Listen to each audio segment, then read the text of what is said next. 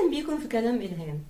فقدان شخص عزيز علينا ومقرب منا، لو كان حتى الشخص ده صديق مقرب قوي، أو طبعا بطبيعة الحال لو كان زوج بالطلاق يعني اختفى، أو حتى يكون خطيب. الشخص ده لما يختفي من حياتنا بيترك حفرة كبيرة كده في قلبنا، بنحس ان جزء من روحنا خلاص فقدناه ومش هيرجع تاني. بنحس ان احنا فاضيين من جوه، احساس غريب كده بيبقى محاوط لينا، مش عارفين ننتهي منه ازاي ولا نخلص منه ازاي. تجربة مؤلمة بكل المقاييس، مش بيبقى سهل ان احنا نتخطاها ولا ان احنا ننسى اللي حصل لنا ده في وقت قريب يعني. لكن الحاجة المهمة في الموضوع والجميلة قوي في الموضوع ان كل حاجة بتحصل لنا في حياتنا بنتعلم منها، وبتكون دافع لينا ان احنا نكمل حياتنا بشكل معين مختلف عن الشكل اللي احنا كنا متعودين ان هي تمشي بيه.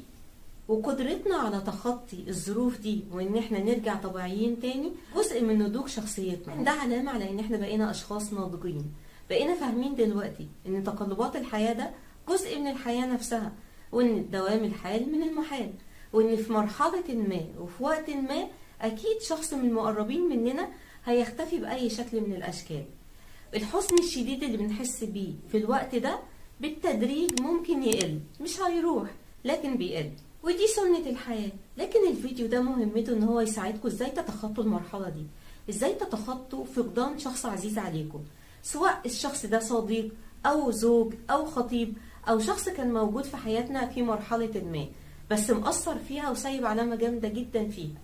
ازاي نتخطى ان الشخص ده مبقاش موجود في حياتنا وان احنا من هنا ورايح هنكمل حياتنا لوحدنا.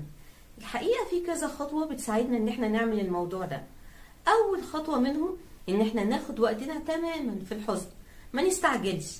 على عكس ان احنا ممكن نقول لبعض الاشخاص انت لازم تموف اون بقى بسرعة وتطلع نفسك من الحالة دي، في بعض الحالات بنقول لهم لا، خدوا وقتكم تماما في الحزن، حسوا بكل مشاعر الحزن والفقد والألم الشديد قوي لفقد الشخص ده، لكن ما نطولش في المرحلة دي، ناخدها شوية بشوية لحد ما نعدي المرحلة دي.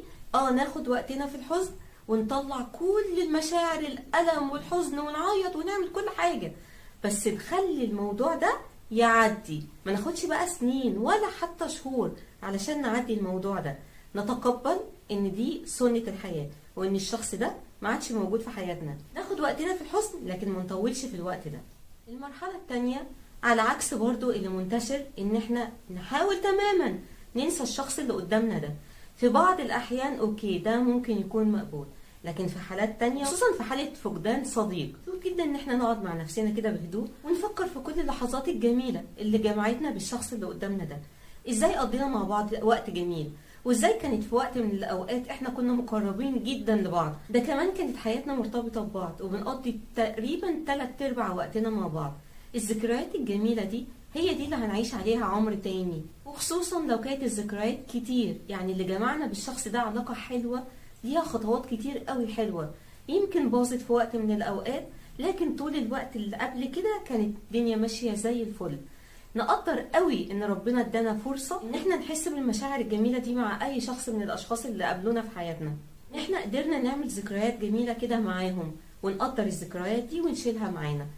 مفيش اي مشكلة خالص ان احنا نحاول نطوي الصفحة دي، لكن كل ما نفتكرهم بالخير لو كان عملوا خير. في بعض الناس يعني الاحسن ان احنا ننساهم ونشطبهم من حياتنا تماما، لكن في بعض الناس لا، فعلا بيكون في حاجات حلوة مشتركة كتير بينا، دول معاهم بنقدر اللحظات الجميلة اللي مرت علينا دي، ونحاول ان احنا نكمل حياتنا بقى ونتنقل للمرحلة التانية من حياتنا ونبتدي نعمل روتين تاني لحياتنا هم مش موجودين فيه دلوقتي. نحاول نشغل وقتنا بشكل معين ونحاول نرتب امورنا بشكل معين على اساس انهم خلاص مختفيين من حياتنا ومش موجودين دلوقتي. ومفيش حاجة ابدا ولا عيب ان احنا لو حسينا ان احنا محتاجين حد متخصص يساعدنا ان احنا نطلب المساعدة دي. تالت مرحلة مفروض ان احنا نمر بيها هي مرحلة خلاص بقى ان احنا نبتدي نعمل لنفسنا شبكة علاقات جديدة، ونبتدي ندخل ناس جديدة في حياتنا، اصدقاء، قرايب، اي حد.